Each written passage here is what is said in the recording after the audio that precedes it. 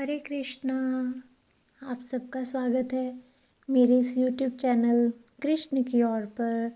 आज की वीडियो में मैं आप सबके लिए माघ मास की कथा का 23वां अध्याय लेकर आई हूँ।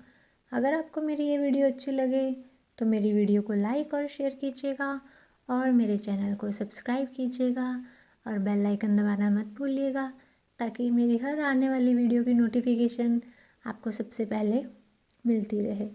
तो आइए शुरू करते हैं कथा को। बोलिए श्री कृष्ण भगवान की जय। माघ मास की जय। 23वां अध्याय। लोमश ऋषि कहने लगे, जिस पिशाच को उस वन में जिसने मुक्त किया वह पूर्ण जन्म में चित्र नामक द्राविड़ नगर का राजा था। चंद्रवंश में उत्पन्न वह राजा अत्यंत शूरवीर, पराक्रमी तथा सत्यपरायण था। वह पुरोहितों को आगे करके शुभ कर्म किया करता था।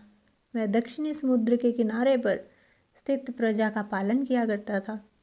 उसका कोष स्वर्ण तथा रत्नों से भरा था। उसके पास अनेक हाथी, घोड़े तथा रथ इत्यादि थे।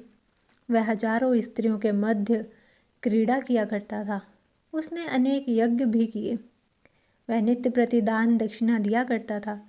आतिथ्य सत्कार तथा अस्त्र शस्त्र में निपुण था। वह ब्रह्म विद्या भी जानता था। ब्रह्मा, विष्णु, महेश तथा सूर्यदेव में उसकी समान रूप से भक्ति थी। स्त्रियों से घिरा हुआ वह बगीचों में रमण करता था। एक बार वह कौतूहलवश जटिल मंदिर में गया।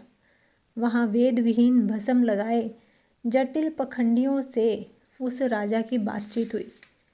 पखंडियों ने कहा कि हे राजन, शैव धर्म की महिमा सुनो। इस धर्म के प्रभाव से मनुष्य पाप को काटकर मुक्त हो जाता है। सब मतों में शैव मत ही मुक्ति देने वाला है। शिव की आज्ञा के बिना दान, यज्ञ और तपों से कुछ भी नहीं होता। शिव का सेवक होकर केवल जटा धारण करने तथा भस्म लेपन से मनुष्य मुक्त हो जाता है। जटा तथा शिखा धारण किए हुए भस्म लेपन से मनुष्य शिव के समान होकर आनंद करता है। इसके बराबर और कोई मुक्ति का उपाय नहीं है। जटा तथा भस्म धारण करने वाले सभी योगी शिव समान हो जाते हैं। अंध, जड़, नपुंसक तथा मूर्ख सब जटा से ही पहचाने जाते हैं। शूद्र वर्ण के शैव भी पूजनीय हैं। विश्वामित्र क्षत्रिय होकर तप से ही ब्राह्मण हो गए। बटमार वाल्मीकि तपस्या से अग्रगण्य हुए। अतः शिव पूजन में किसी बात का विचार नहीं होता। तप से ब्रह्म तत्व प्राप्त होता है, जन्म से नहीं। इस कारण शैव का दर्शन उत्तम है। शिव के अतिरिक्त अन्य किसी देव की पूजा ना करें। शिव तपस्वी को विष्णु का त्याग करना चाहिए। विष्णु के दर्शन से शिव द्रोह पैदा होता है और शिव के द्रोह से रौरव आदि नरक मिलते हैं। अतः भव सागर से पार होने के लिए विष्णु का नाम भी नहीं लेना चाहिए। निशंक होकर तपस्वी शिव से प्रेम करता है। वह कैलाश में वास करता है, इसमें कोई संदेह नहीं है। इस धर्म में सदैव भस्म धारण करनी चाहिए। इस धर्म के पालन करने वालों का कभी नाश नहीं होता। वशिष्ठ जी बोले। उन पाखंडियों के ऐसे वचनों को सुनकर राजा ने मोह में आकर उनका पंथ ग्रहण कर वैदिक धर्म का त्याग कर दिया। अब वह श्रुति, स्मृति तथा ब्राह्मणों की निंदा करने लगा। उसने अपने घर में अग्निहोत्र की अग्नि को बुझाकर सब धर्म कार्य बंद कर दिया। विष्णु की निंदा तथा वैष्णवों से द्वेष करने लगा। वह कहने लगा कि कहाँ है विष्णु, कहाँ देखा जाता है, कहाँ रहता है, किसने देखा है। जो नारायण का भजन करते उनको दुख देता। पाखंडियों का मत ग्रहण करके राजा वेद, वैदिक धर्म, व्रत, दान तथा दानियों को नहीं मानता था। वह अन्याय से दंड देता तथा सर्वदा भय एवं क्रोध से भरा रहता। वह हजारों स्त्रियों से घिरा काम क्रीड़ा किया करता तथा गुरु एवं पुरोहितों के कहे हुए वचनों को नहीं मानता था। पाखंडियों की बात मानकर उनके कहे पर विश्वास करता। उन्हें अनेक गांव, हाथी, घोड़े, स्वर्ण, रत्न तथा आभूषण आदि दिया करता। भस्म लगाए तथा मस्तक पर जटा धारण किए कहता कि जो कोई विष्णु का नाम स्मरण करेगा अथवा उसकी मूर्ति का पूजन व दर्शन करेगा, उसका वध कर दिया जाएगा।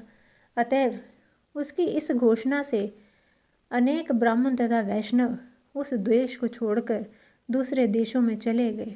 जो कुछ बचे वे जटाधारी होकर त्रिपुंड लगाने लगे अथवा जीविका से दुखी होकर वृक्षों के पत्ते खाने लगे।